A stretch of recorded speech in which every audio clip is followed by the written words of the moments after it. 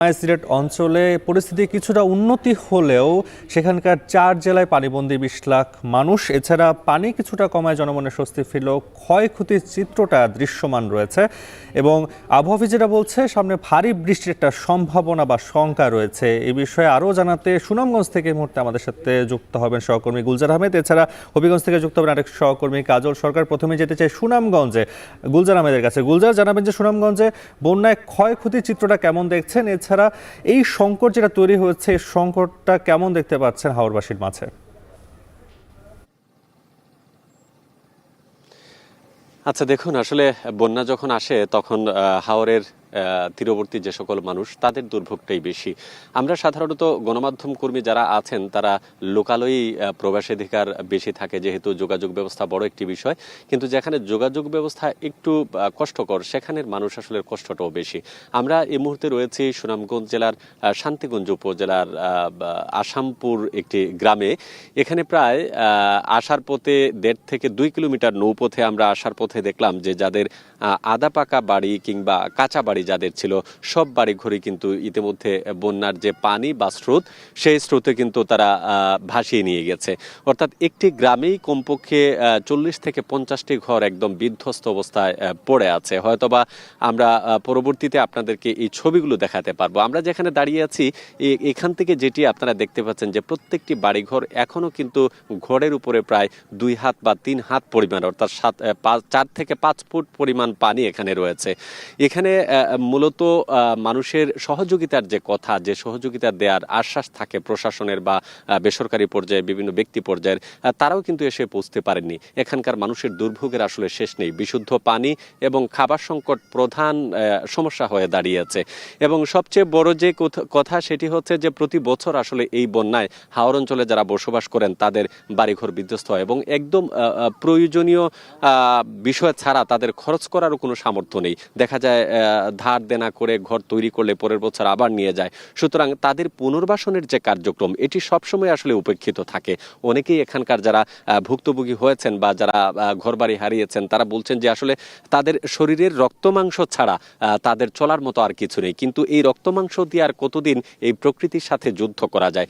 সেই অবস্থায় তারা কখনো ফিরতে পারেন, কখনো ফিরতে পারেন না। আবার অনেকেই আছে যে এই ঘরবাড়ি তৈরি করতে গিয়ে যে এক বন্যায় তলিয়ে যায়, আরেক বন্যায় যখন কোনোভাবে দাঁড় করান তখন সেই বন্যার ক্ষতি কাটিয়ে উঠতে না উঠতেই আবারও তাদেরকে ধার দেনা করতে হয়।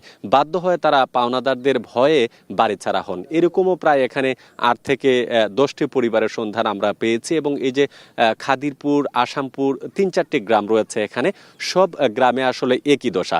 কয়েকটি বাড়িতে আসলে 2-1 জন রয়েছেন এবং এখানে পুরুষ মানুষ ছাড়া আর কেউ নেই। অর্থাৎ সবাই কিন্তু নিজের যান নিয়ে আসলে পালিয়েছেন। কারণ যেহেতু নিজেদের জায়গা থাকার কোনো জায়গা নেই, সেজন্য তারা আসলে মহাসড়কেই অবস্থান করছেন, হয়তোবা কেউ কেউ আত্মীয় স্বজনের বাড়িতে গেছেন যাদের আছে। এটি আসলে সুনামগঞ্জের নিয়মিত চিত্র। যদিও বন্যার প্রকোপ কমেছে আমরা বলছি এবং বৃষ্টিপাত আজকে হচ্ছে, তবে থেমে থেমে বৃষ্টিপাত হচ্ছে, ভারী বৃষ্টিপাত নেই, হালকা বৃষ্টিপাত। তো সব মিলিয়ে পানি আসলে কিছুটা কমছে, এটা স্বস্তির বিষয়। কিন্তু দুর্ভোগের চেহারাটা আরো ফুটে উঠছে দিন দিন। নাফি, সুনামগঞ্জে দুর্ভোগের চিত্রের কথা তুলে ধরছিলেন গুলজার আহমেদ। এবার যেতে চাই হবিগঞ্জের, সেখানকার নবীগঞ্জে আছেন সহকর্মী কাজল সরকার। জানতে চাই সেখানকার হবিগঞ্জে আপনি যে জায়গাটায় আছেন সেখানকার চিত্রটা, এছাড়া নতুন কোন কোন এলাকা প্লাবিত হয়েছে, এছাড়া জানাবেন যে বন্যা দুর্গতদের সহায়তার জন্য কোনো ব্যবস্থা নেওয়া হয়েছে কিনা।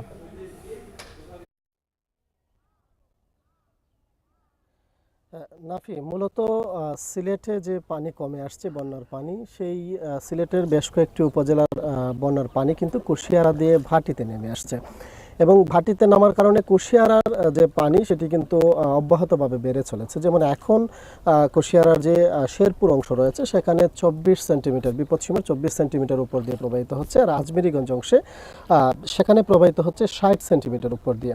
এই যে পানি কুশিয়ারার বৃদ্ধি পাচ্ছে, ফলে কিন্তু লোকালয়ে প্রবেশের যে মাত্রা সেটিও কিন্তু বৃদ্ধি পাচ্ছে। প্রবল বেগে, আমরা গতকালও দেখেছি, আজকে সকালেও দেখেছি, প্রবল বেগে কিন্তু লোকালয়ে পানি প্রবেশ করছে। যে কারণে গতকালকের যে এলাকাগুলো প্লাবিত ছিল আজকে কিন্তু নতুন কিছু এলাকা প্লাবিত হয়েছে। যেমন নবীগঞ্জ উপজেলার যে ইনাদগঞ্জ ইউনিয়ন রয়েছে, ইনাদগঞ্জ ইউনিয়নের মোস্তফাপুর, চরগাঁও, আবার এখানে কসবা একটি গ্রাম, সেই গ্রামের আসলে ছোট ছোট কিছু পাড়া রয়েছে, সেই যেগুলো পাড়াতে পানি প্রবেশ আগে করেনি, আজকে কিন্তু গতকাল রাতে এবং আজকে সকালে সেই পাড়াগুলোতে পানি প্রবেশ করেছে। এবং আমি এখন যেখানে আছি এটি হচ্ছে মুস্তাফাপুরের একটি পাড়া।